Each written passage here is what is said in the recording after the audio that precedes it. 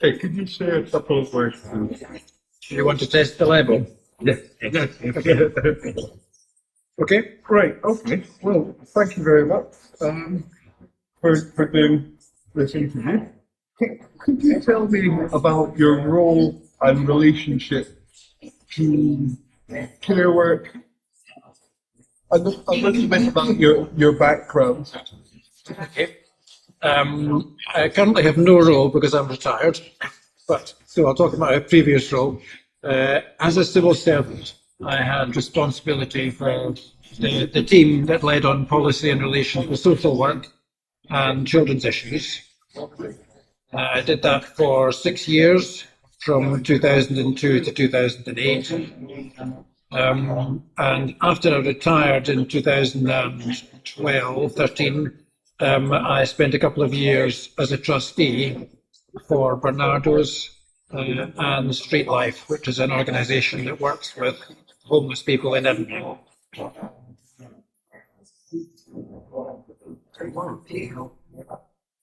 Very much concerned with strategy and policy, and not with experience of frontline delivery.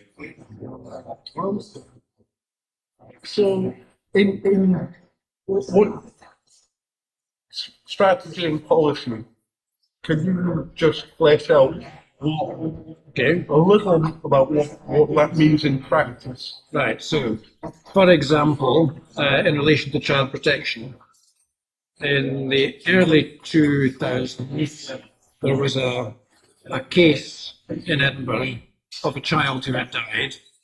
There was a review carried out by an advocate who published the report, which had lots of recommendations around child protection, both in terms of how that particular case could have been dealt with and drawing more general lessons from looking at that case.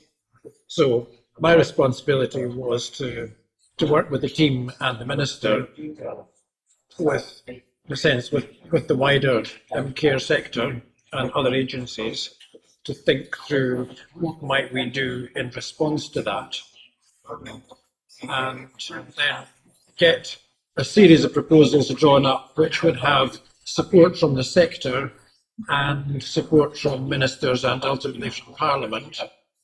And that led to a number of different actions. So one was a clearer set of standards for child protection, which were backed up by inspection. So the child protection systems in each local area were subjected to inspection recommendations and then follow-up inspections to check the recommendations have been implemented. It led to a much clearer definition of the roles of child protection committees locally and of the chair's responsibilities, the relationship between these committees and the various local agencies. It led to extensive discussions with particularly the health sector about information sharing, which led to discussions between ministers and health sector representatives, particularly doctors' representatives, around how and when and in what circumstances they would share information that they might previously have regarded as confidential. So share information about the needs of individual children with other agencies in the interest of protecting these children, even where they would instinctively have some anxiety about sharing that information because it was to do with their patients. And that led to significant changes. And interestingly, extensive debate among the health service, where paediatricians tended to think information should be shared, whereas other health professionals were more nervous because of the more generic concern they had about sharing information.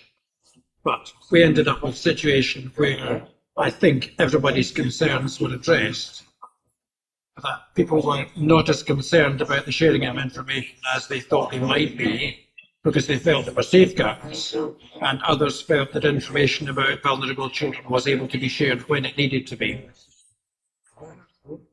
So, in a sense, the job was to work with everybody involved in the system to get a much better understanding of what the challenges were, to think through what solutions might look like, and to test them with the wider system and with ministers, rather than seek to impose a system we had designed as civil servants, because we weren't the experts.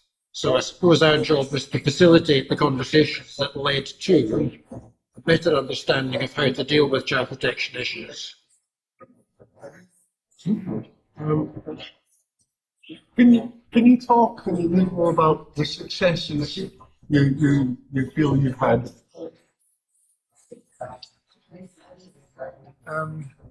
Try and think of a different example. Okay. In the last couple of years, I was asked to chair a commission looking at childcare, and we ended up producing a report which was quite widely welcomed and in broad terms accepted by most parts of the sector. And so I suppose the success in that is around how did we get to that point? And we spoke to very large numbers of people. We encouraged parents and providers, staff working for providers, employers to talk to us. And initially just to find out what they thought was important. And then we published an interim report where we said, this is what you are telling us is important. This is what you are telling us appears not to be working very well. And here are the areas where we think we might need to make changes if we're going to address your various concerns. Is that right? Is that what you've been telling us? And how do you respond to what other people have been telling us? And so that's in the halfway pointing process, we had a document where pretty much universally people said, yes, that's what we told you. And yes, these are things that matter. And yes, these are the areas where we need to think about what we do. We then worked with groups, and we tried to mix groups up. So you got debates amongst the people around the table around, so what might a solution look like? And then produced the report where there were quite clear recommendations, which explicitly had their origins in what people had told us was important. And where we had been able to secure agreement among people. Where it was not successful was that by the time the report was published, ministers and political parties had started to say what they would do. And what they would do were things that we agreed with, but they were proposing not to do some of the other things we thought needed to be done, the more difficult things. And so we're in a position where what the parties are proposing to do are a series of things that the Commission would support, but which we don't think add up to something which will address all of the problems that need to be addressed. And the principal thing that has not been addressed is the disputes around funding, where private and voluntary sector providers are saying, particularly private sector, we are not paid enough by the government for the hours that they are paying for, and so we are having to charge parents a top-up for the hours that parents are paying for to cover the gap, so we're cross-subsidising. And if the government is to increase the number of free hours, then the cross-subsidy will have to be greater, and so parents will then not be able to afford, or there'll be a big imbalance between what people are paying for the hours they pay for and the hours the state pays for. But we did not manage to get to a position where the government, the local authorities and the providers agreed to sit down and work out what a fair rate should be. And so that issue has been left as a problem. Everybody else in the system said that needs to be addressed. but the key people that could address it have so far not addressed it because it's difficult. I got a sense of time being a factor in all of that by the time you have produced the report. Yes. I'd like to hear just a little bit more about time as a factor in all of that example. I suppose the first question is that you need to take time to let people firstly identify those things which we can agree on,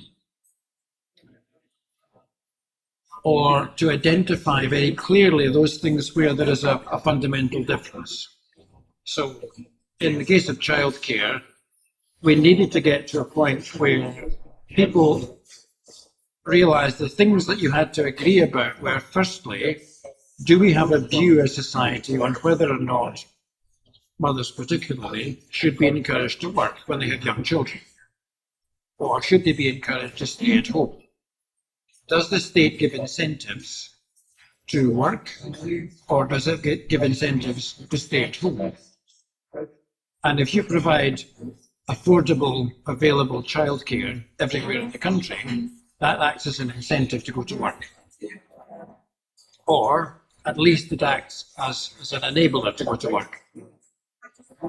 If you provide a substantial cash sum to mothers who stay at home and don't work, then that's a disincentive to go to work. And the state could use its money for either. And in most countries, they favour the first approach, but in some countries, they still have a tendency to the second. And there are big debates in Germany just now about that switch from paying people who don't work to providing childcare for those who do work. And so most people favour the first approach in Scotland, but there's a significant number who were uncomfortable with that. So we had to find a position that we thought everybody could accept, which was around making it neutral as far as possible. So you make it possible for people who need to go to work, but you try not to force people to do that by making it very difficult financially not to go to work by what the state does. So, and that was a continuing process, but that debate had to be an early debate so people understood what the big issues were that were surrounding this. So why are we doing this childcare? Because we want to make it possible for those who need to go to work. We want to make it possible for firms who need people to work on social hours, have children, to work on social hours. Question, should we have a Danish approach where the expectation is if you have young children, you work social hours and you go to work at 9 and you leave work at 4?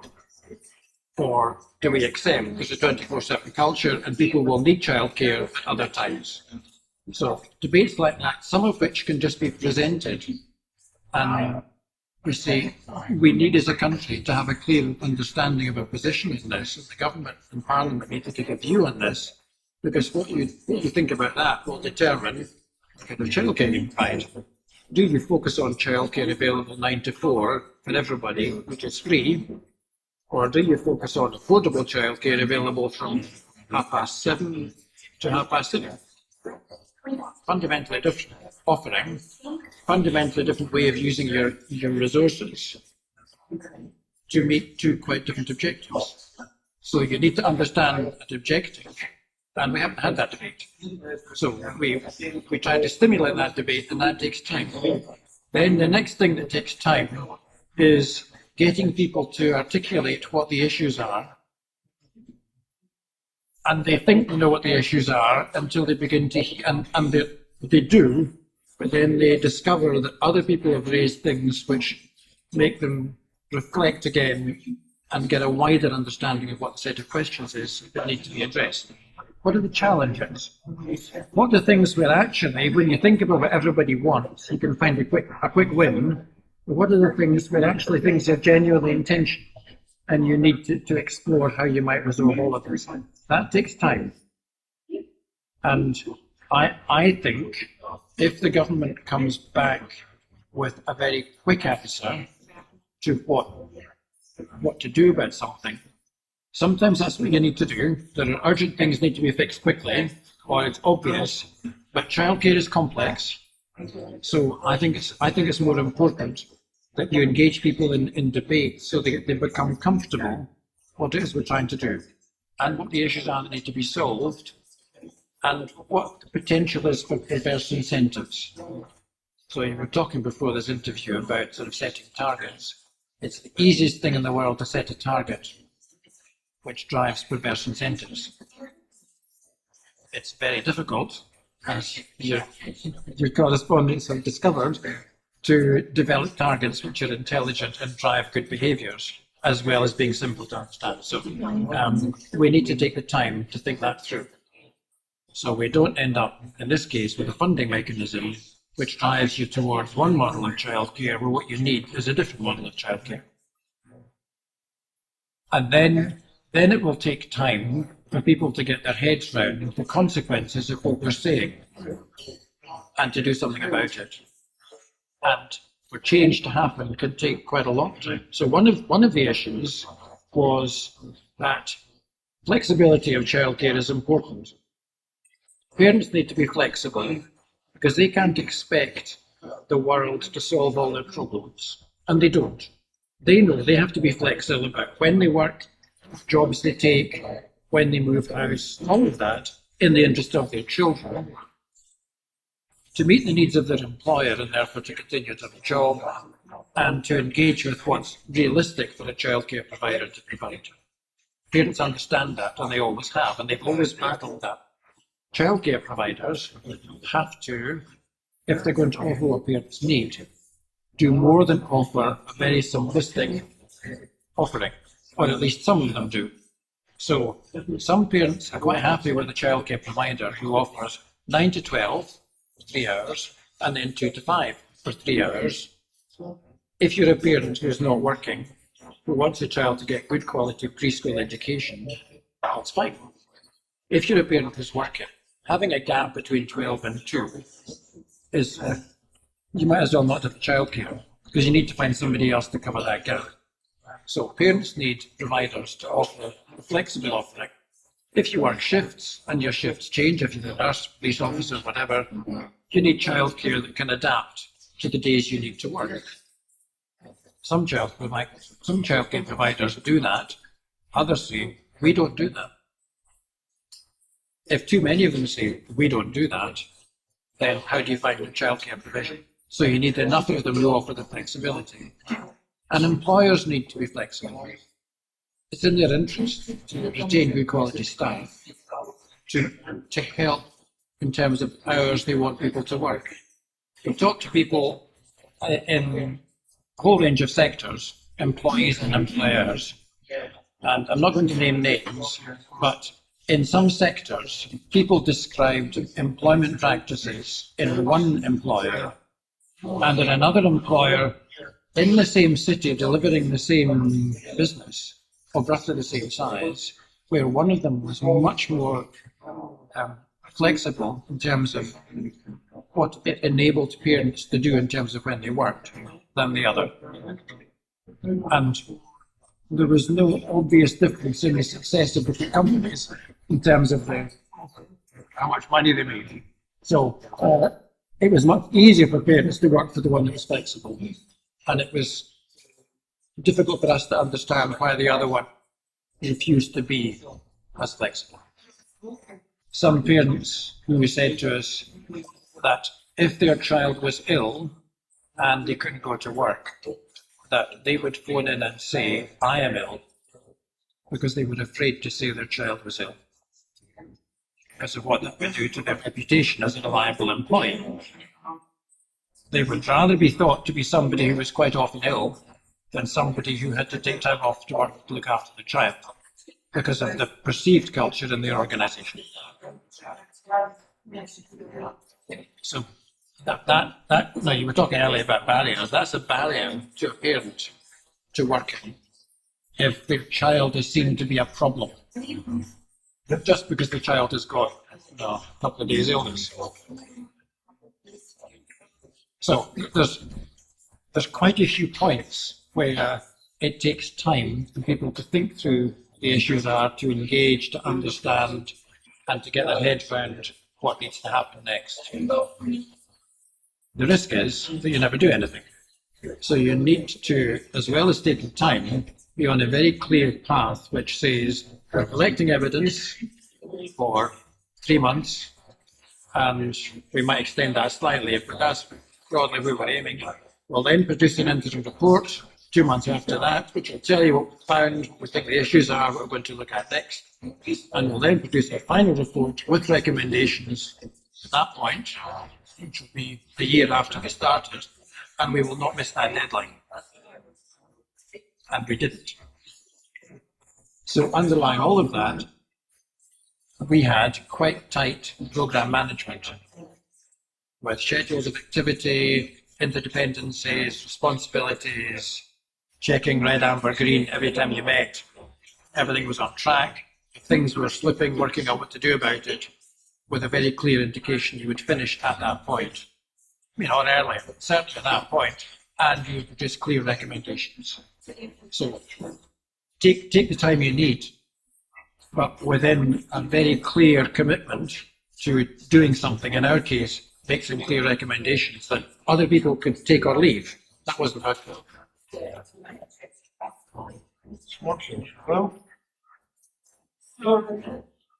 I'd like to ask, do the current systems of administration help you in achieving the successes you'd like, you've been aiming for? Huge question. When you say systems of administration, if you mean the democratic system, the government, local authorities, parliament, and so on, broadly, yes. We don't always deal well with issues, and we certainly don't always do what I think we should do, but then, everybody would say that. But we have mechanisms for engaging with the people who need to be engaged with, and for identifying and addressing issues. So parliamentary committees, for example, can pick up issues that the government doesn't particularly want discussed, either because it doesn't think it is going to like the outcome, or because it hasn't picked that up as an important issue. But the committees can, people can take petitions to Parliament. So there are mechanisms whereby people can get things discussed and debated. There are people whose job it is to respond to issues which have been raised, and agendas set by governments. And so there are systems which will ensure things are addressed. There is a tendency for administrators, sometimes, maybe too often, to prefer the simple solution and the status quo, because that's easier. So it would be I think, much better if public bodies shared resources so they could tackle common problems by focusing all of their resources, money, people's time, whatever, on dealing with particular things, and sharing accountability, sharing responsibility for tackling particular issues. Say homelessness. To tackle homelessness, you need housing involved, you need police, you need health service, you need employability, you need a whole range of different services to tackle the issues which are associated with homelessness. Because homelessness is not just about somebody not having a home. It's about why do they not have a home, Why are they not able to stay in the home even when they're given one? Why can they not manage to pay the rent? What about their relationships? What about their health? What about their neighbours? All sorts of things. So, organisations should work together, but it's much easier for organisations to focus on their mission to do the specific thing that they are given money to do.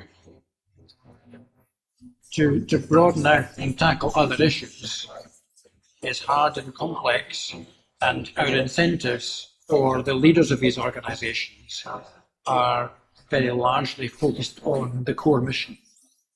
On the core mission. So, get people through exams and don't overspend your budget. Stop crime and don't overspend your budget. Get people out of hospital beds and don't overspend your budget. Now, good leaders do that, but do more. Weaker leaders find it easier to focus just on doing that. So I think we don't have systems of incentives that make that taking a broader view of society and its challenges the core business of leaders. We have systems that describe that common purpose. Every government I've ever worked for has got a different version of that story. You know, everything we do adds up to achieving the goal. They all have that.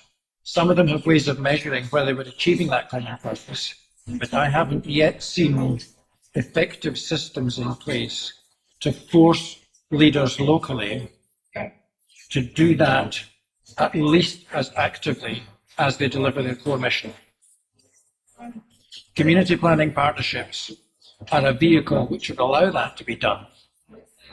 And I've seen them have very good discussions about collective challenges and even discussions about the potential contributions they could make as individual organisations. But I haven't yet seen really effective action that mobilises all of the resource of each organisation on tackling these common issues. I'll give you a good example of the very positive instructions to frontline staff, because frontline staff deliver, and so they need to understand what that broader picture is. It's no good the boss having the broader image if what they do then doesn't change the perspective of the frontline member of staff. So, Chief Constable instruction to police officers dealing with domestic violence. Your job when you get to the house on Saturday night after a domestic is to make sure you don't have to go next Saturday. And you do what needs to be done and engage whoever you need to engage in the process to ensure you don't have to go back. In other words, solve the underlying problem. I haven't heard an equivalent addressed to a teacher or to a medical person. Maybe it has, I haven't heard it. But that was potentially a powerful instruction and an enabler, because it was saying effectively to the police constable, you have the authority to bring in whatever help you need to tackle that. And on that theme, this is going back many years, so things will have changed. But somebody I was talking to was describing meetings of staff from different organisations and discussing what they might do about X. And the social workers, this is a caricature, and he said it was a caricature, but the social workers would say in the meeting, let's talk about this for another 5 hours, so we really understand what's going on here, and it's all very difficult. The health service workers would say, I think that would be a good idea, but I have no idea whether I would be allowed to do it. I'll go back and find out. And the police officer would say, either that's a good idea or it's not. And I know that I have the authority to do that, or I know that I don't. And if I have the authority, I will do it. So they were much more quickly got to the point in the conversation where they said, yeah, I can do that, and I will. And I'll come and tell you next week what I've done. Or, no, I can't do that because, but I'll take it away. Whereas the health person didn't know whether or not they were going to be able to do something. Now, I'm sure that's a caricature. I'm sure it's unfair. I'm sure all three organisations, are not like that. But it was kind of a different approach that was described that people would take to sitting in a meeting where there was a proposition on the table. And we need more people to be in the position of that sort of police officer, that they knew what they could do and they could commit on the day to doing something. And that takes bravery, because as a civil servant, I tried to do that, but I knew that I would have to go back to the office and tell the minister that I had done that. And I hope they didn't mind. And so you need systems to have the kind of prior conversations with, as a civil servant, with your minister, but applies to other people as well, where you really do understand the areas where you are able to act. And I had a fascinating discussion with civil service colleagues about that, in fact, 10 years ago, reflecting on different ministers we had worked with. And there were some ministers who were very good in that regard, in that they would say, here's the big ambition, here's the broad strategy that you have suggested to us and we have agreed. We made some changes, but that's the broad strategy, that's what we're trying to achieve. Go away and do it. And others who would want to be involved in every discussion of every detail, which really slowed down what you could ever do in that area, because it depended on one person having to master all of the detail. But because they felt accountable for what was being done, they were scared to give up that control over the detail. And so you need people to have been delegated the authority to do things throughout the system, so that people at the front line can take action. It's interesting that you've spoken about administration in a very humanized way. I can see a network of people.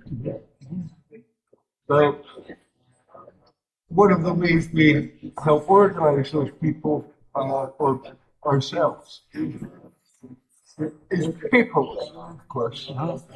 I'm interested in that paperwork, how well that facilitates the people in those job roles achieving their remit.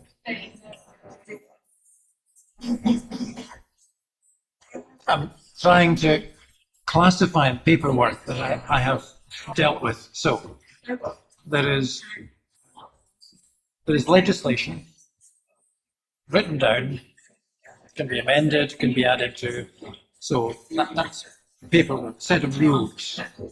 And everybody will have their sets of rules. And if your sets of rules are in conflict or are unclear, then it's hard to know how you can act. And some legislation is inevitably unclear and has to be tested in the courts. So you write a piece of legislation, nobody's quite sure what it means until the courts have interpreted it. What would reasonable doubt be? What would take all reasonable steps to? What would have regard to me? What would have particular regard to? Is there a difference between these two? And it's once courts have started to interpret, because challenges have been brought, that you understand that. If you have a set of policies about education, it's only when people try to implement them in schools, and then parents, inspectors, children, examiners see what that leads to and offer comment on it, that you understand if these things actually work. I mean, work in the sense of being practical. Never mind work in the sense of producing good outcomes. You'll get that as well. Is it realistic to expect a teacher to do X when actually they don't have the information and the knowledge and the access to the IT system they would need to do X? So telling them to do X when X isn't possible, nonsense. But it may look good on paper, so the paperwork has to be tested in all sorts of different ways. So there's the formal set of rules and instructions. Then there's, I suppose, the paperwork, which is the communications. So do we communicate effectively with everybody in the system about what we are expecting, about what is happening, about good practice elsewhere? So there's paperwork which people use to support their endeavours. Is that as good as it could be? If you go into a head teacher's office, it will usually, unless things have dramatically changed, be full of books they have never read, instructions they have never read, advice they have never read, because they don't have time to read what comes in every day. If they spend their full day reading what was provided to them in good faith, they would never do anything else.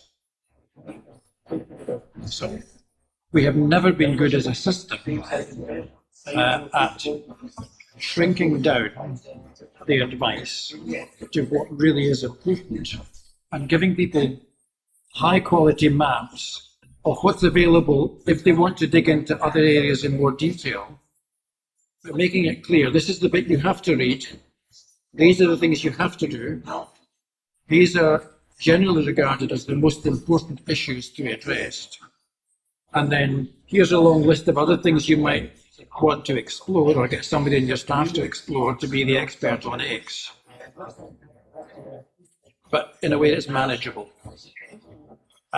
Every individual administrator thinks that their topic is really important, and it might be that they could write one page and that would tell people all of what they needed. But that doesn't look very impressive, does it? If you produce a 50-page book, it looks like you've worked much harder. It's actually much quicker to write a rubbish 50-page book than an instant one-page document. So we produce far too much advice. We give people far too many avenues which allow them to distract themselves from the main business. But the converse of that is it's easy to cut people adrift and only give them blunt instructions with no source of support. So I'm being unfair on the people who provide the advice, because people need advice and help, and they need to know what's worked elsewhere, and they need the networks and the good practice. So that is a very hard thing to get right, and I think we will always struggle with it.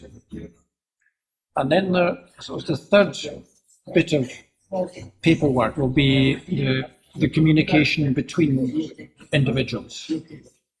The letters, the instructions, the emails, the complaints. You walk into somebody's office and say, I found it hard being on your course. That is a paperwork in the sense of a communication. So our systems for communication and for reacting to communications from service users and the public in some organizations are of very high quality, and they're very responsive and reactive and engage with people. In other organizations, they're not. And people don't feel they've engaged with the organization.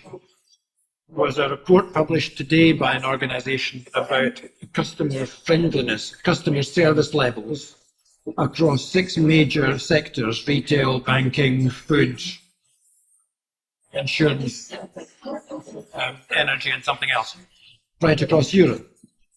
Which country do you think has got the highest levels of customer satisfaction in Europe? By a high margin. I'm guessing, would Germany be up there? No, the UK. UK, right? The UK. Germany is first equal on one of the areas, but we are significantly ahead in every other area. And the question was, is that because we don't complain as much? The answer was, we're not sure, we need to do more research. But customer engagement, customer satisfaction is, I mean, I think it's light years better than it used to be. You are taken more seriously now as a customer, but it can still be better. So that's an important area. And I suppose the last bit of paperwork I would identify is the paperwork associated with checking that things are being done. And that, like all these other ones, it can become intrusive, time-consuming, so you need to get the balance right. But you do need to test and check and give feedback on those things which are important. One example of that from my time in finance, where ministers said it was important that small businesses were paid quickly, and therefore government should pay its bills quickly, and therefore government should pay an invoice within 10 days of it having been received, where the industry standard would be anything from 30 days to forever. And so one of my team's jobs was to ensure that across government invoices were paid within 10 days. And pretty much within 6 months, most of them were. But that involved monthly reports going to chief executives of public bodies and saying to them, your performance has slipped, and them saying that was because we had a problem we fixed, but also because over there they had a problem which they have not fixed. And you would engage in that. Gradually, payment rates got shorter and shorter. And some people didn't like it because it required them to do things differently and to put effort into something they didn't think was that important. And speaking to colleagues in the UK Treasury, they were astonished and said that was a waste of public money because the government should hold on to its money for as long as possible so they would earn interest on it. And that was a perfectly legitimate view that they took, but it was completely different. So we needed a system to ensure that happened, whereas in Westminster, they probably, if anything, needed a different system to ensure it didn't happen. That may not have been ministers' views in England, that may just be the view of one Treasury official, but that was a quick reaction, which is very different from our ministers. So we need systems which ensure that those things which you are proposing to do are actually happening.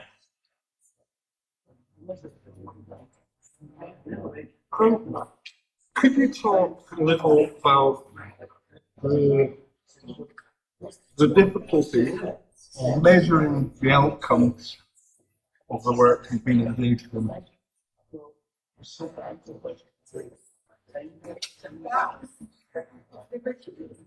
Right. If an outcome, it depends what you mean by an outcome. If an outcome is really just an output, you have built 10 miles of road, you have constructed a school, you have employed 53,000 teachers, then you could, it should be easy to measure that. It's easy to see 10 kilometers of road. It should be easy to see 10 new schools, as long as you have a view that they are fit for purpose.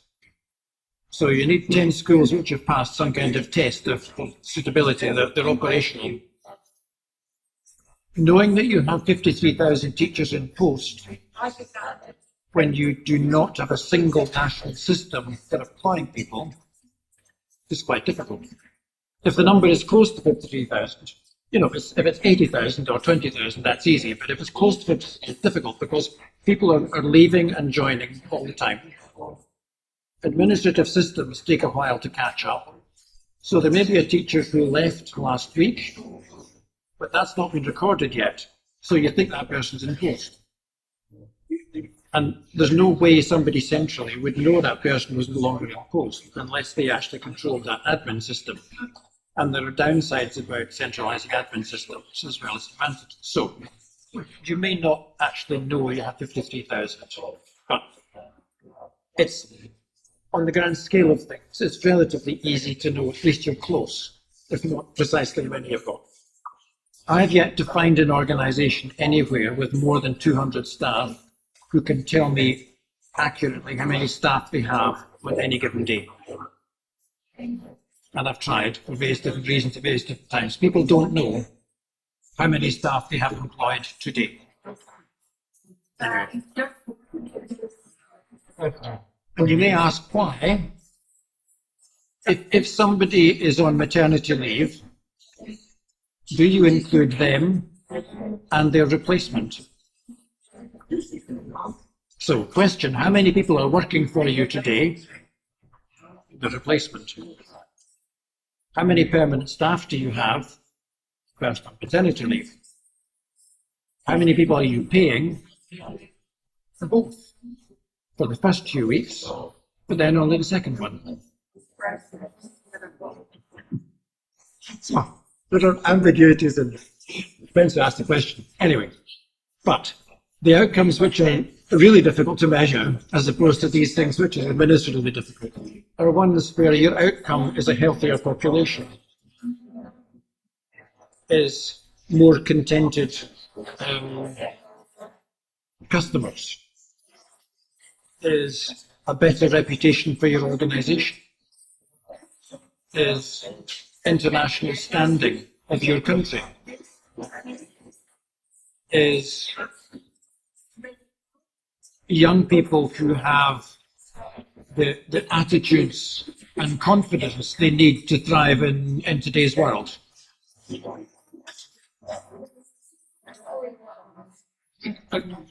Less imbalance in health outcomes across the country. For different reasons, all of these are very important. I think all politicians would say every one of these is important. But in every one of these, it's very difficult to know how you would measure it in a way that would give you the answer to the question, which is that happening? And in a way which doesn't distort the activities of the organisations. So if you take very simple measures which are closely correlated to, for example, young people's self-confidence is probably strongly positively correlated with their ability to and likely success at engage in higher education, engage successfully in employment. So if other things being equal, if you're confident, you'll get on better in employment than if you're not confident. But some of the most confident, amoral people will be the most successful criminals. So confidence of itself is not necessarily something you want to foster in isolation and not care about the rest. So you might find a way of measuring confidence, but if all you focus on is confidence, then that might not generate the outcomes you want. You want the people who are delivering the service to focus on all of the attributes, even those which are hard to measure. And you want to test if they've been successful by looking at a small number of things which are easy to measure and collate and compare, but to do it in a way that doesn't make them teach to the test, focus just on these things. If you want to free up hospital beds so more people can come into them, you send people home when they've got no care package. You just kick them out. You say, you've had your 24 hours, you've got the plaster on your leg, go home. Now, we don't do that, but what do you measure then as your test of whether you are getting people out of hospital with the proper care in place quickly enough that you are reducing the cost and the negative consequences of people being in hospital? It's easy to measure something, but it's much harder to measure something which is measuring the right thing and is encouraging the right kinds of collective behaviours across organisations. Which is a long way of saying it's hard, but it's important. Yeah. Because otherwise, people will do what they believe works, even if it's not working. Because they've no reason to do anything else. So they use their best professional judgment to do X. And if nobody is saying, actually, if you did Y instead, you get much better outcomes, and they could see the evidence, then they would do Y. So we do need systems that look at outcomes, not just are you achieving what you set out to achieve, but is what you're achieving creating the kind of broader outcomes we want to achieve. I mean, The best thing for our green energy targets was the economic collapse after 2008, because economic activity went down. And our green targets were probably supported substantially by the reduction in emissions caused by less activity. Doesn't mean it was a good thing.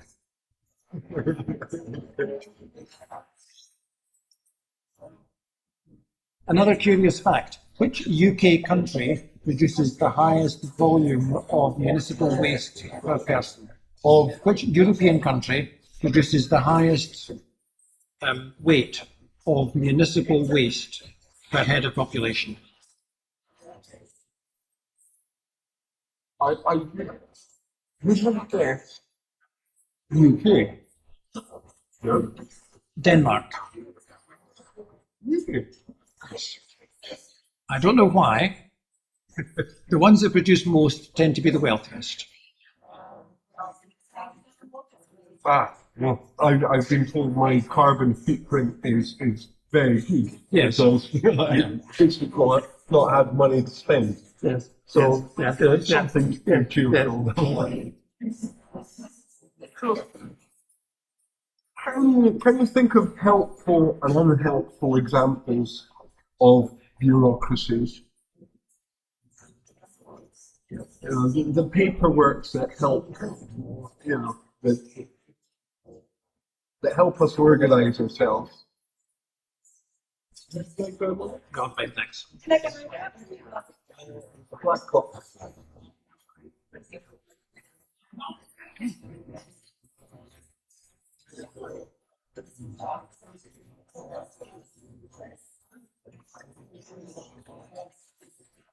Helpful system.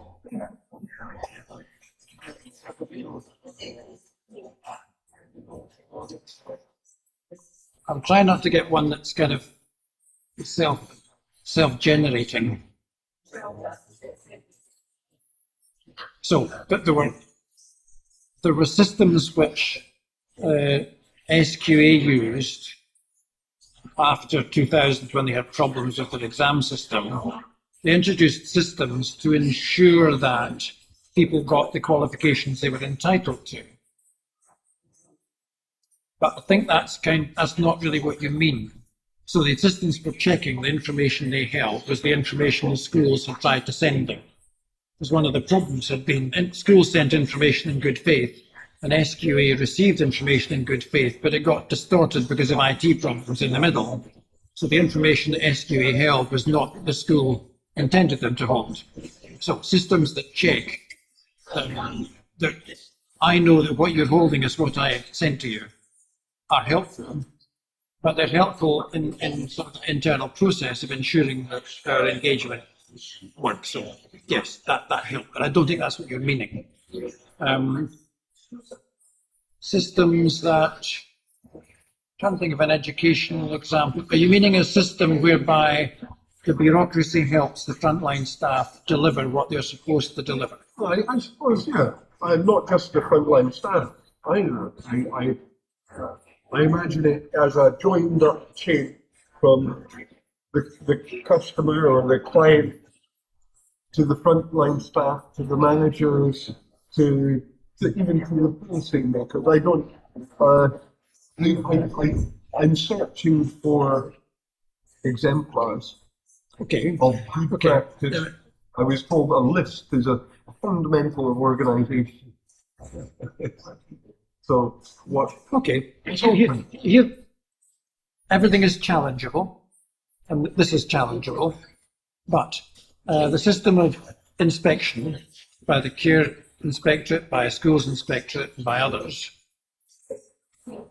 involves people who are acknowledged experts in the field, professional experts, going and looking at frontline practice, and previously, 30 years ago, would have reported back to that frontline practitioner and said, that was very good, we would have done that a bit differently, and we think that was rubbish. And they would have had that conversation, which would have been helpful to that person, but nobody else would have seen it. It was regarded as private. And that has now become much more open and public. And so the tests, the criteria which they apply are published. And so of itself, that's helpful, because if you are a head teacher in a school, you know that the inspectors think, based on an engagement with the educational community, that this and this are improvements. And that is the standard that we would want to achieve as a minimum. So the first way that helps is, as a head teacher, in discussion with my staff and parents and pupils, I can say, here is what nationally people say are the features of a good education system and how to test whether or not you are delivering it. And so we can test ourselves against that and then identify areas for improvement. When the inspectors come in, they will then look at what we're doing in terms of education and our systems for improving ourselves based on that specification. And they will tell us and report publicly on how good is our education and how good are we at self-evaluation and improvement. So that helps the school, that person coming in then and testing them against that, and publicly, so parents and other schools and so on can see that. And then on a regular basis, what the inspectors also do is to say, we've been to so many hundred schools, here is our summary of what we found. What we find is generally strong.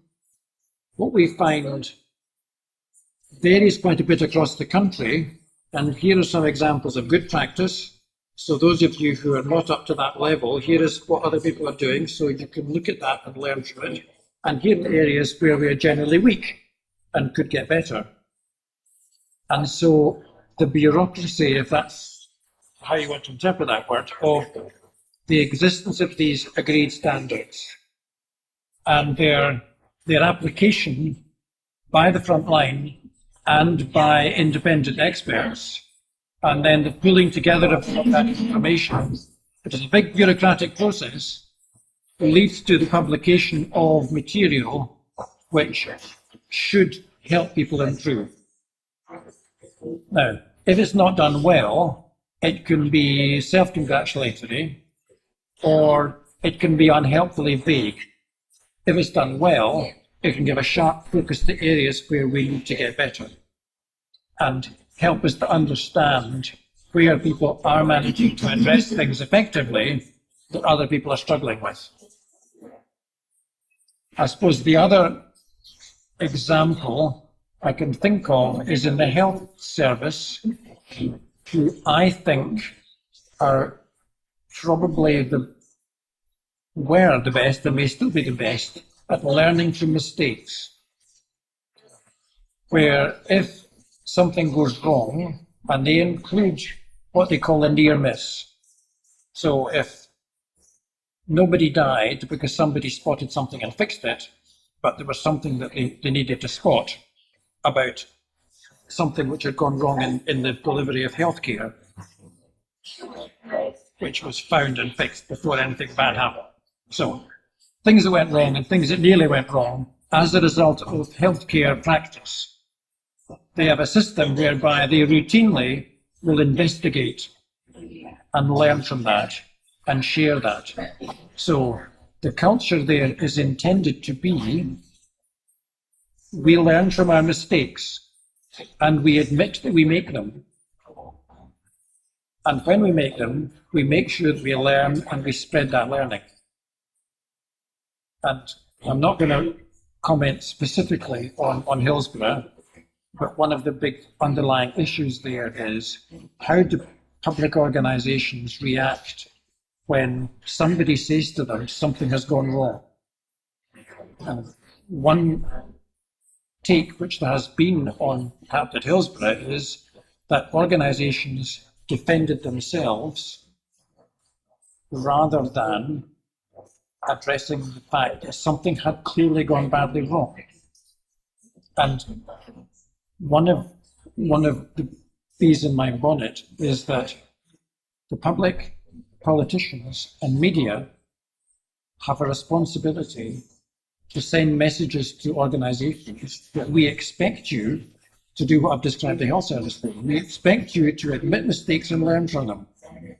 We do not expect you, as leaders of organisations, to defend your organisation against all blame. But if we hold leaders to account for not overspending their budget and for delivering on their core business and nothing else, of course they will defend themselves, because reputation is important to them. And reputation for not making mistakes is important to them. So the first response to being told they made a mistake is, no, we haven't. So there's something around creating a culture whereby we recognise that the world isn't perfect. We recognise that our organisation can be better, and that it is a good thing to admit that and deal with it.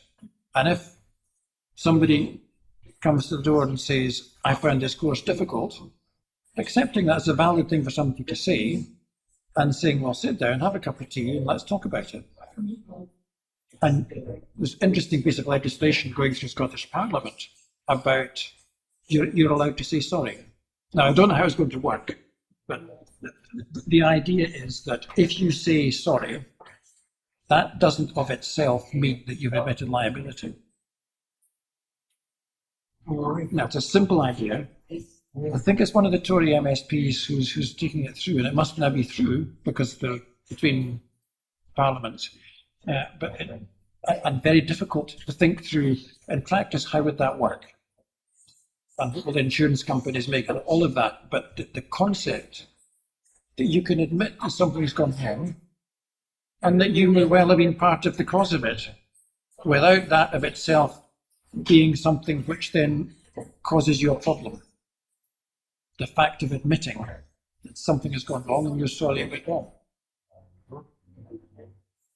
But I think that would be a very difficult area to turn into something which is workable. But I think it's important.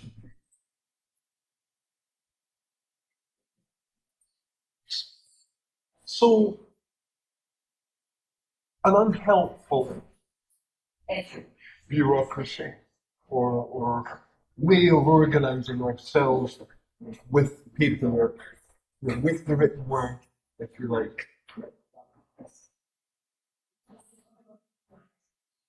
I think it's about accountability.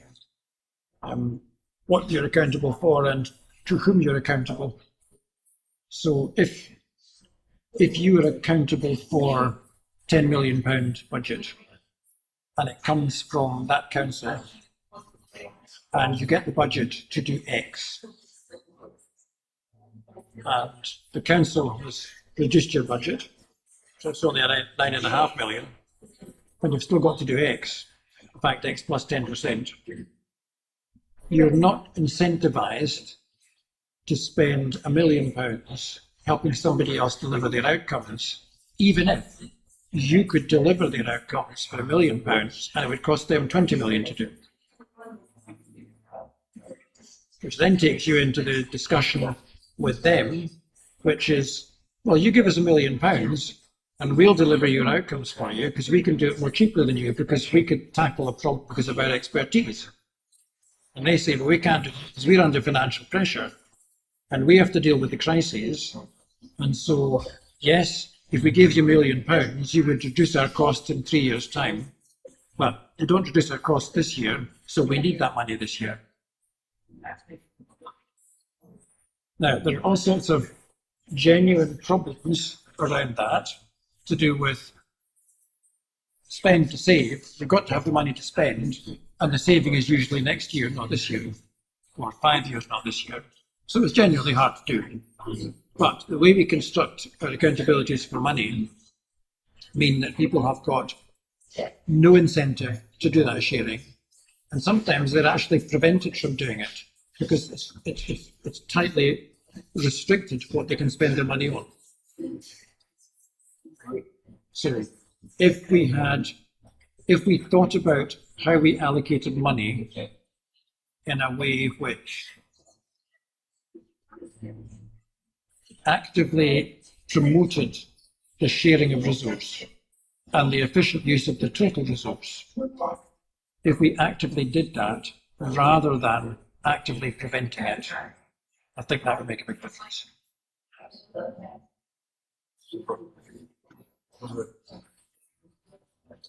So, how often do funding administration systems change?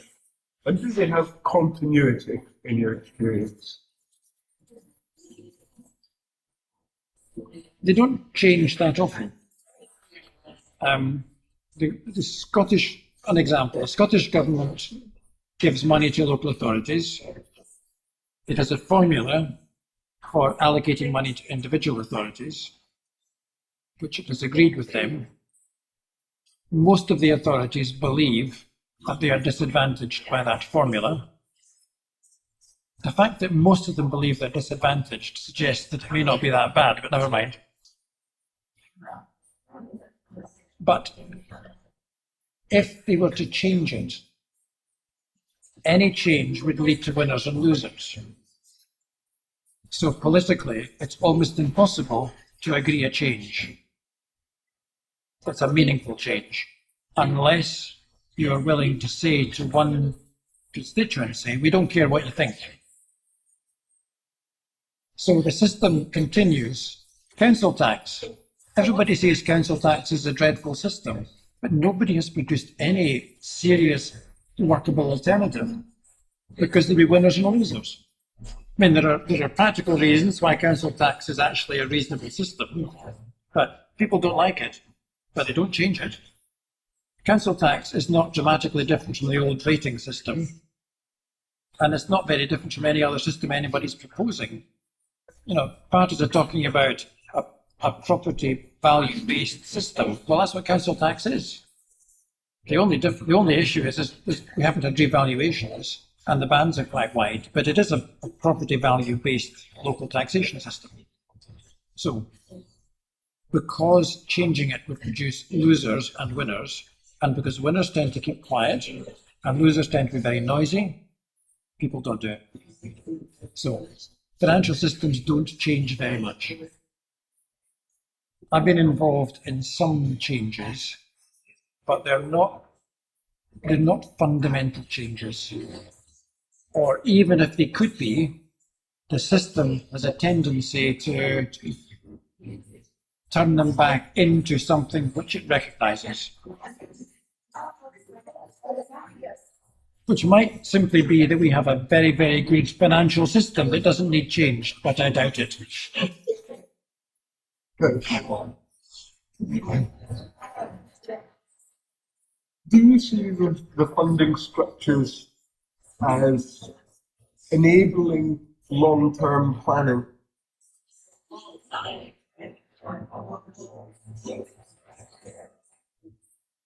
To the extent that they are stable, as in my last answer, yes, you can, broadly speaking, depend on getting more or less the money you got, certainly for the big bodies like local authorities and health boards. Now, there might be a collective reduction in resources, as there has been recently, but in very broad terms, you can expect to get roughly your share of, except for some of the smaller national bodies where they might grow and contract quite quickly. But the big multi-purpose organisations, they tend to have relatively stable funding flows. So they can plan on that basis. But then they also have large fixed costs, because there is a tendency for public bodies not to change staff numbers quickly and to have a big property portfolio, which have got fixed costs. So when you look at a local authority or a health board or a police service, the flexibility they have within their funding is actually quite limited. So they may have £500 million to spend, but 470 million of that is pretty much set at the beginning of the year, unless you do things about staffing levels, which would be very unpopular. And they tend not to do that. And so the flexibility is quite limited. Now that's not built into the financial system, but that's a political reality. So the finances allow you to say 500 million, what we're going to do with it. Nothing in the financial system stops you doing that, but the political realities mean you can't actually exercise much of the choice that you might have around that. And one of the challenges for government is to create headroom of money which is not preempted for fixed costs. One council in Scotland years ago now, I don't know if they're still doing it, they deliberately squeezed budgets enough to create £1 million that was genuine new money. Now they had to squeeze budgets to do that, but they squeezed out some money and they said that is money to invest in preventative activities. So council departments were then able to bid for that money to use it for genuinely new activity.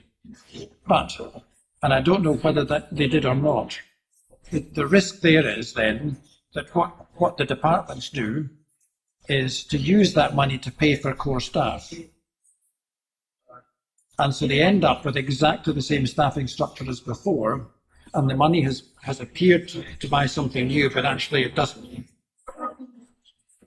And they could have achieved the same result by telling staff to do different things.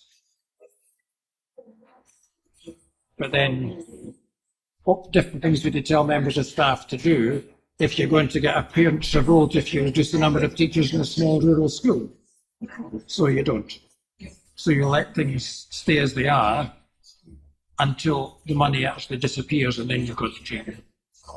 So taking money away from people is probably the only way to generate that kind of change, unless you have very strong leadership which can stand up to the public's wish for services to remain untouched. I spoke to one director of education years ago who was proposing a new school by amalgamating two other schools.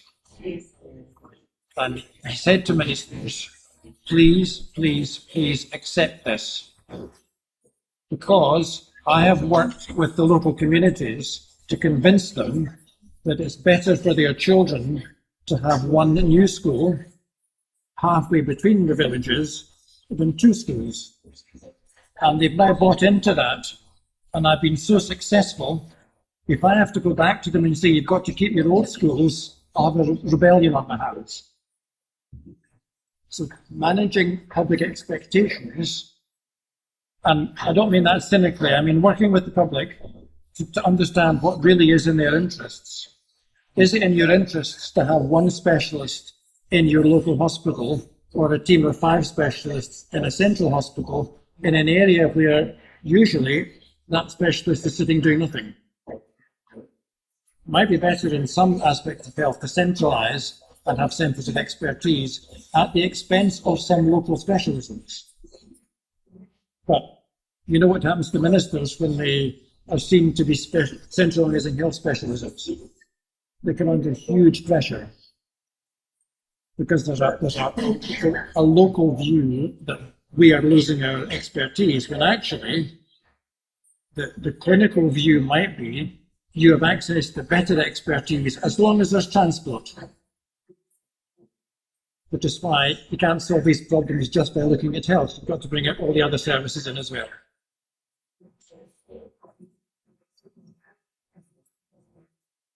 Have you had the latitude to implement the policies you have felt are important at the time?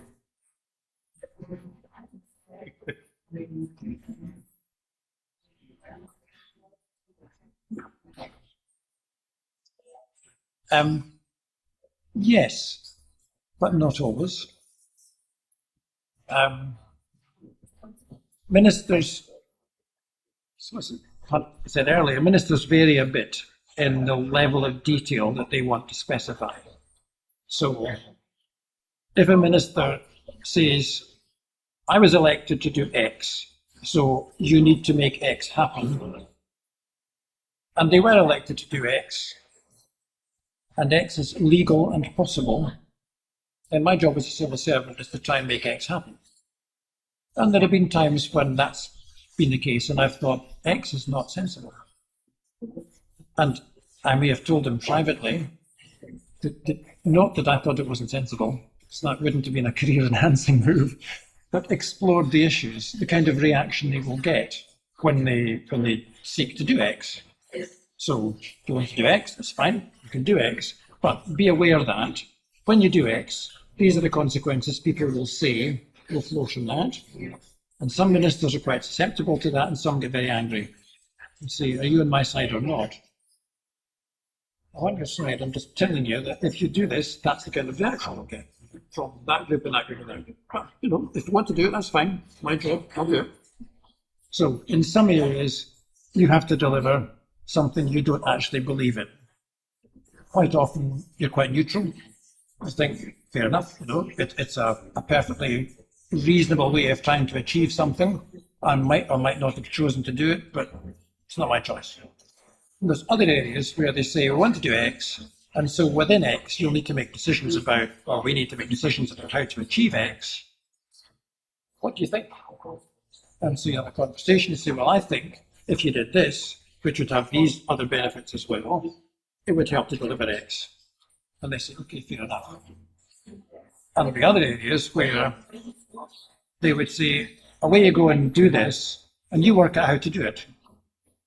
So there were times when, for example, on school assessment, they would say, we want this kind of assessment system for schools.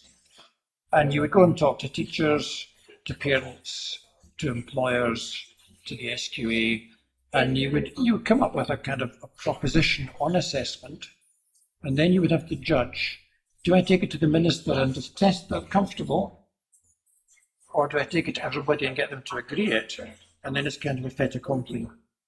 And that was part of the judgment. If you do everything to ministers all the time, they would never get any work done.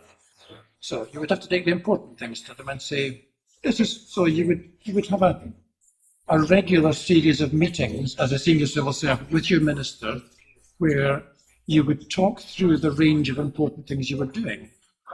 And they would say, that seems fair enough. I'm not sure about that. Let me go and talk to so-and-so to come back and so you could have conversations privately. Not on paper, no bureaucracy in that sense associated with it. So that when you then come to them and say, we've had discussions with all the different interest bodies, and here is the proposition on assessment. You know they're going to say, yes, that's fine. Worst out, say, why didn't you tell me? Because I don't like that because, or even just, I don't like it. I don't have to say why. So you would try and avoid that. So roundabout way of saying, yes, in some cases, and quite often, there was a widespread consensus about how to do something. It wouldn't matter which political party it was, ministers would broadly agree about a certain aspect of, say, education. And so the fact that I also agreed simply reflected the fact that there was a consensus. Did I ever get to do something that ministers disagreed with? No.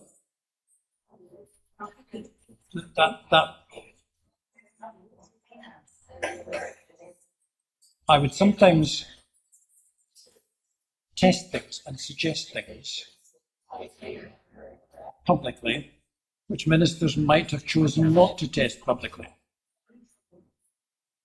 And sometimes I would be quiet about something that they would have liked to have tested publicly. And that's just to do with, you can't cover everything in these conversations. And so sometimes you strain it, but that's where your relationship with the minister is important. And, you tolerate them doing and saying things publicly that make your life harder. And they tolerate you not always doing and saying publicly what they would have done. And sometimes they find that helpful, that they can dissociate themselves from what you've said.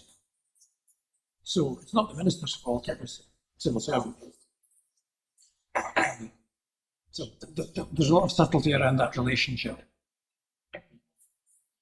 I did stand off stage with a minister, I won't say who it was, who went on stage to make a speech, which we had written, and they said, I'm not going to use your speech, I'm going to make your life very difficult. And he did. Years afterwards.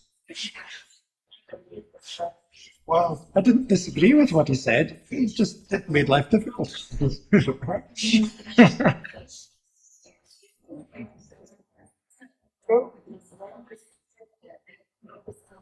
So, are you able, through existing structures, to forge the connections with outside organisations that you think are important? So that's the original question I've got here. So when you've been acting... Yes. As a civil servant, you have a privileged position in that people will, by and large, be willing to talk to you. And so in that sense, you don't need to force connections. You can, I'm from the government, I'm here to talk to you. And by and large, people will say, okay, as long as you don't abuse that and distract them too often. So people will have conversations. That's not the issue. The challenge is converting that into action.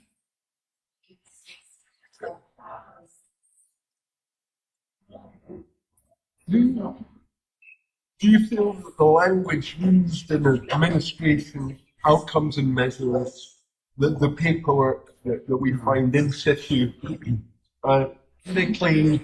adequately represented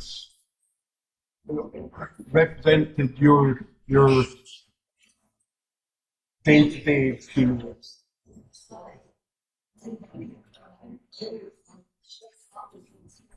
I think that's probably a permanent process of improving the language which is used.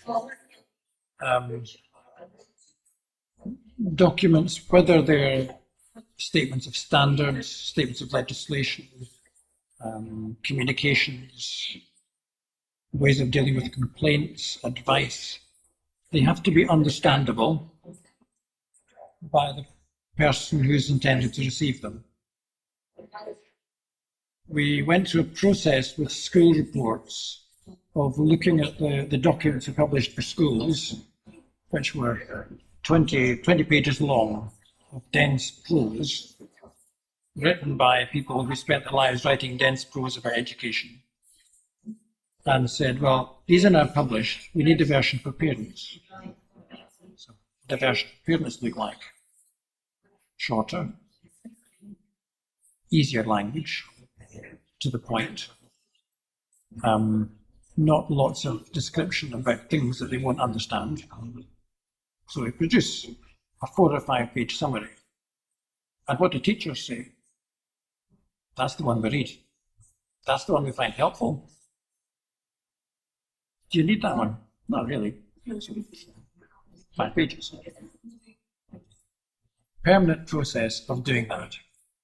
And reading legislation. I mean, it's quite sad to say that I like reading legislation. I spend a lot of time doing it, trying to understand it. A good piece of legislation can be understood by anybody with a reasonable command of English. A bad piece of legislation would challenge anybody to understand, even for complicated topics. So if you get a good draftsman who writes a good piece of legislation, process is quite interesting. I say as a civil servant, I would like this to be achieved, this piece of legislation, because that's what the minister wants. A lawyer then turns that into a set of instructions, which I need to be happy with. Instructions to the draftsman, who is a very specialist lawyer who turns that into legislation. So there's a 3-stage process. So broad policy intention, test it with ministers and everybody else who might be affected, construct a set of instructions to the lawyers as a civil servant, saying this is what we want to achieve. They then turn that into a formal set of instructions to the draftsman, who then writes the law. At the end of that process, that piece of legislation, if it's well written, would be understandable by the person who is affected in the street, or at least by the person in charge of that organisation. Because otherwise, if that's what's going to drive what they do, and they can't understand it, there's no point. So, a permanent process to make legislation easier to understand, to make policies and instructions easier, to make commentary easier to understand. Try back to the first thing, you need to have enough flavour and colour and content to be helpful, but it all needs to be expressed in a language that people can understand. So, and letters. You know, if you get a letter you don't understand it, then the person who wrote the letter is wrong. It's as simple as that. And unless you have a particular problem which they couldn't have predicted in terms of your understanding of, you know, if you don't understand English, then you know, that's a challenge for them. So they need something to interpret it. Questions as to whether the formal interpretation of English into other languages then necessarily creates exactly the same legal sense. So when you have something translated from English into Gaelic or into Polish or whatever, do you end up with something that legally is saying exactly the same thing? That must be a problem for the EU, where everything is written in several languages. So they must spend a lot of time checking that it doesn't matter whether you use the German version or the English version, you know, the same rules apply.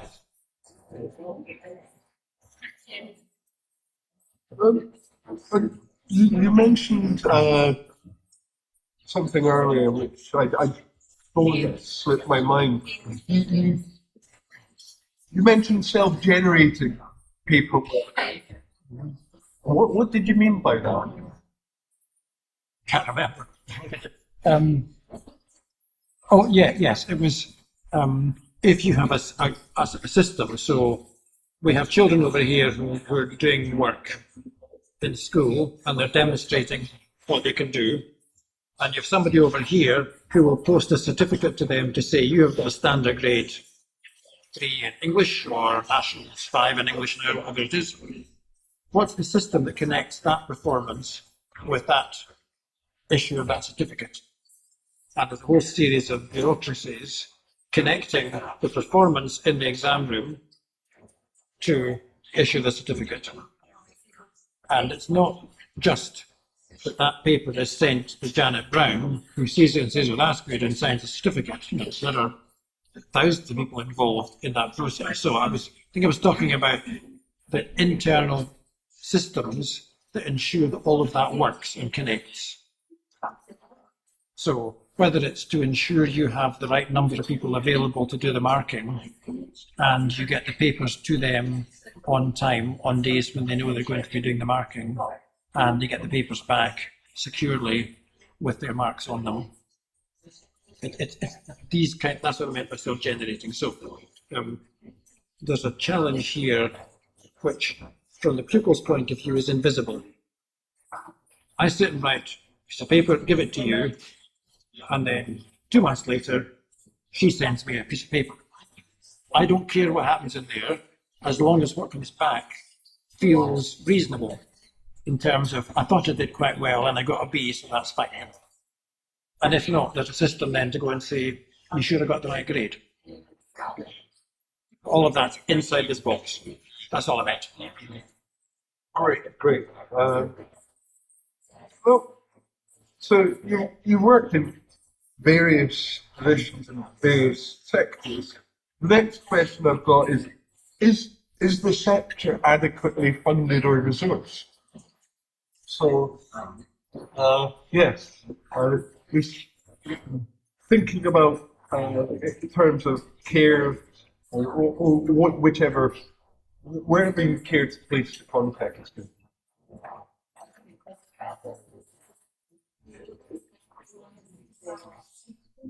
I'll give you a civil service answer to that, because I think it's the right answer. It's about priorities. So, what is our priority that determines, and decisions that determine how much money the government has in the first place? So the Scottish Government has roughly £30 billion every year. So there's a series of decisions that lead to that being the number they have to play with. Decisions made in London, decisions made in Hollywood. So that's the money we have to spend. And then you have a series of choices about how you spend it. And leaving aside those things which would be politically difficult to reduce. And so could you cut health spending? It'd be very difficult politically. Even if you wanted to, it'd be hard to do. Doesn't mean you couldn't do it, just it would be difficult. Digital education, police, and so on. So there's a series of choices made, and at the end of that, then individual organisations and sectors get allocated a chunk of that resource. And they are constrained in how they use it, and they can make choices how they use it. So, is it adequately funded?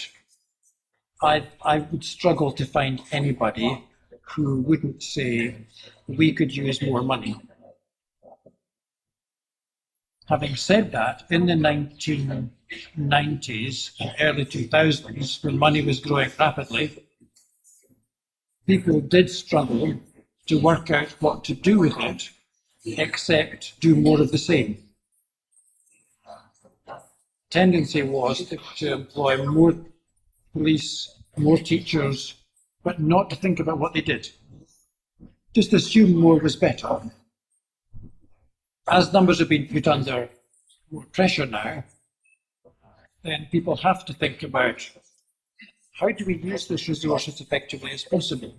It goes back to the earlier conversation about, do we shrink our horizons and deliver just our core business?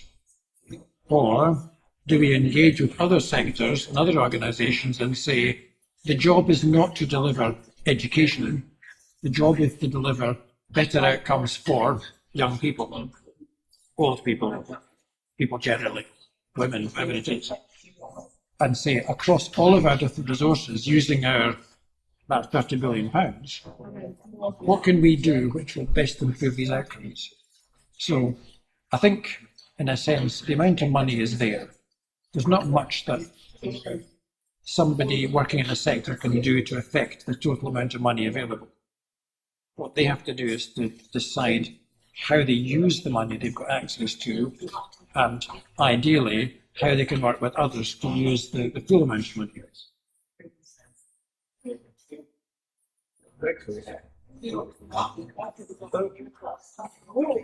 What role should broader And society? in that conversation, I have sometimes said to employers, a bit mischievously, only a bit, you pay for all of this. And they say, well, you pay corporation tax, you pay VAT, you pay what else you pay, and you pay your staff. And they pay taxes and they buy goods and services. So all of the money that is used to deliver public services come from you, the employers, because you generate the wealth. So you have a stake in all of these decisions. Ultimately, you pay for it. So we're talking about childcare, for example. I said to a group of employers, who should pay for this? Oh, the state should pay for it. That means you, because you're paying the money, which will end up being the money that goes to the state.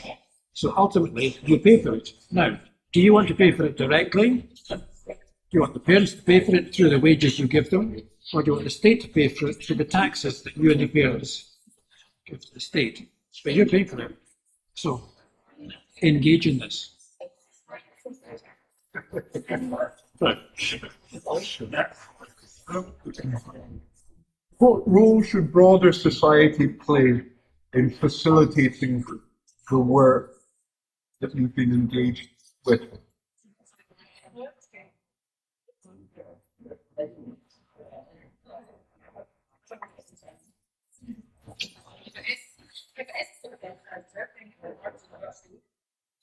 Taking responsibility, this is individuals and organizations. Taking more responsibility for accepting that what we say as individuals and as pressure groups affects how the public sector bodies work. So if we always want to find the guilty person, and we buy the newspapers that say, find the guilty person and sack them, that's what we'll get. We'll get witch hunts, we'll get blame culture, we'll not get culture of improvement. If we always insist that our local school is kept open, because it's our local school, and our local health centre, and our local bus, then we'll get atomised decision making, and we'll not get central resources. Everything will be local, and I think localism is important. But if all of the resource is spent locally and not spent collectively, then we'll get less. If that's what we want, and we say that, we have to accept that's what we get. So if we want really good cancer centres, we have to give up some of our local resource.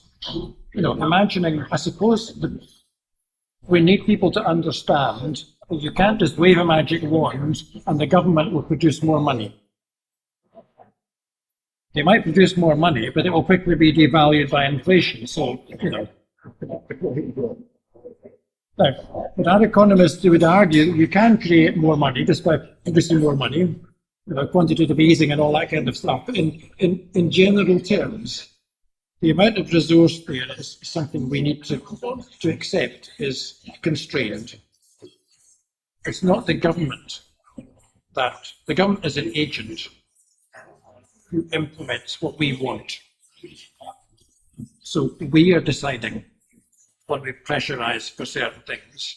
We are deciding not to have other things. And we need to know that. So when you engage with your school, your health board, whatever it is, I think we need to help people understand better the constraints that these bodies are under.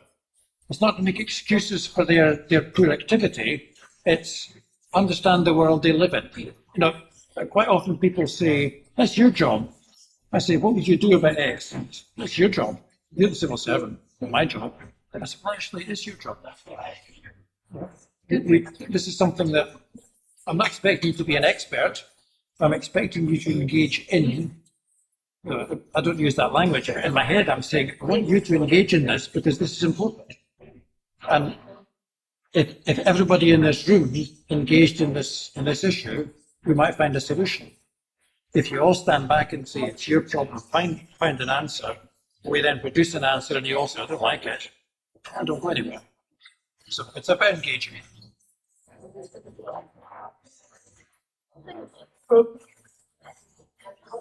The next question I've got is, how might clients or service users best support you in delivering support?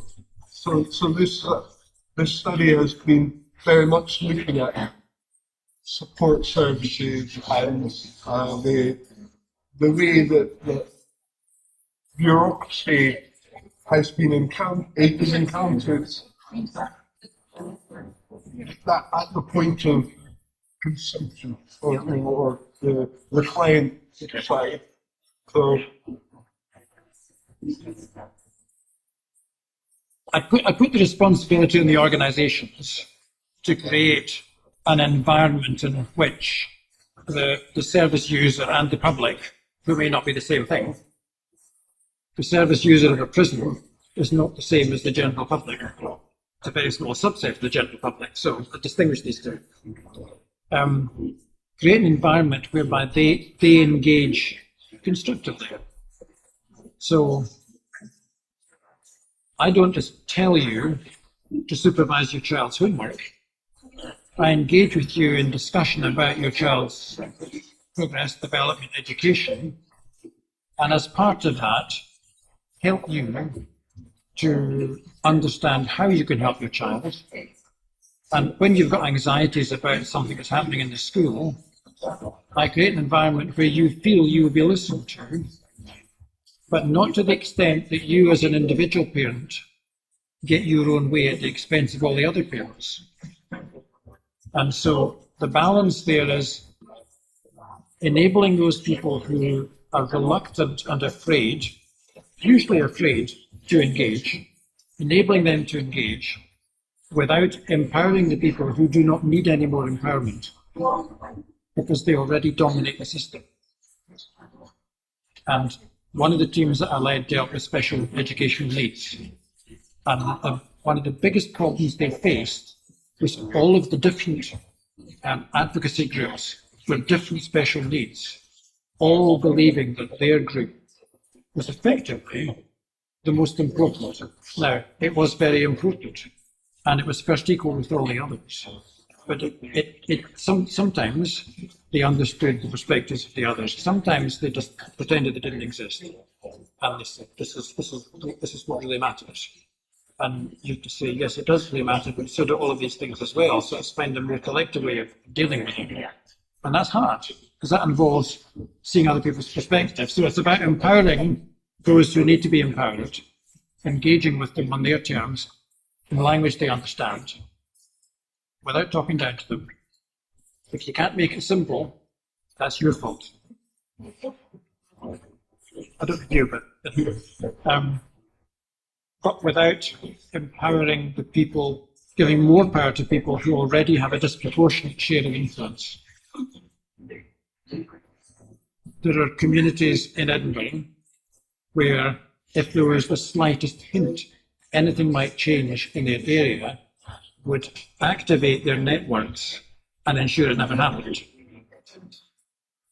Because they are well connected, they know all the lawyers, the advocates, the politicians, the doctors, whoever it is. They can just go to the sources of power and get them on their side. Because they're married to them, because their children are, whereas other communities don't have that engagement with the levers of power. So I suppose it's somehow balancing that better. Which isn't to say that the people in the advantaged communities have less influence. It's to bring others up to that level. That everybody can engage with the sources of power as effectively. And that makes life hard for the people delivering services because they've got more people to listen to and they've got to take into account, but that's tough. But we need to tell them that's what we expect them to do. If we tell them that their job is to deliver X then they'll ignore the voices at the door. If the job is to listen to the voices at the door, engage them, help them understand what the service is all about and how to deliver it for the best outcomes, that's time consuming but important.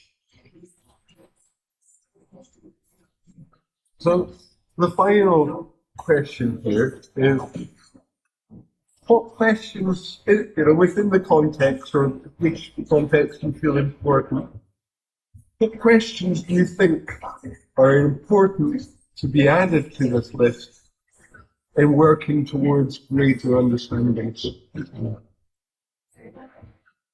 Well, I think we've covered a lot. I think I would like to explore something about incentives for senior managers, leaders. So what is it what's the P45 question? Okay. If you did X, you would lose your job. Or if you didn't do Y, you would lose your job. Are the things that are in the X list and the Y list the right things? I don't think they are. Because I think you must overspend your budget. You must deliver on your core objectives. And just about all there is. You don't lose your job, by and large, by not engaging with other organizations. You don't lose your job if you don't engage well with the public. Now, I'm not saying that you should lose your job. I'm saying we should think about the priorities that leaders face and people in the boards and the equivalent political groupings that make the big decisions. So, in a university, should you be required as the senior management of the university to engage with your local community?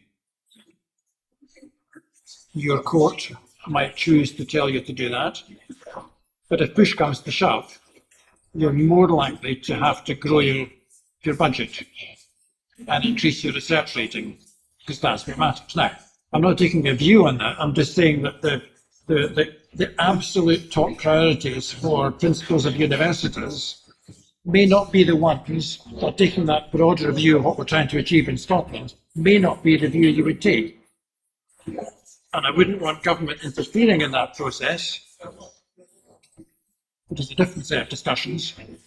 But is there a mechanism which ensures that the senior leaders of the various different public and bodies in the public area have the right set of incentives and responsibilities? And I think they don't.